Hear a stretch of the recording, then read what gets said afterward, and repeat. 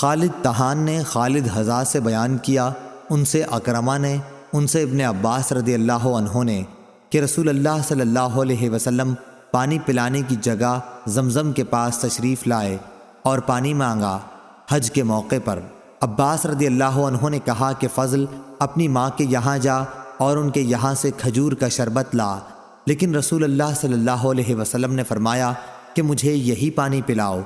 عباس رضی اللہ عنہ نے عرض کیا، یا رسول اللہ صلی اللہ علیہ وسلم، ہر شخص اپنا ہاتھ اس میں ڈال دیتا ہے، اس کے باوجود رسول اللہ صلی اللہ علیہ وسلم یہی کہتے رہے کہ مجھے یہی پانی پلاؤ۔ چنانچہ آپ نے پانی پیا، پھر زمزم کے قریب آئے، لوگ کنویں سے پانی کھینچ رہے تھے اور کام کر رہے تھے۔ آپ نے انہیں دیکھ کر فرمایا، کام کرتے جاؤ کہ ایک اچھے کام پر لگے ہوئے ہو۔ پھر فرمایا، اگر یہ خیال نہ ہوتا کہ آئندہ لوگ تمہیں پریشان کر دیں گے تو میں بھی اترتا اور رسی اپنے اس پر رکھ لیتا۔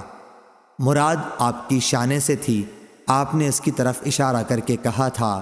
صحیح بخاری حدیث نمبر 1635۔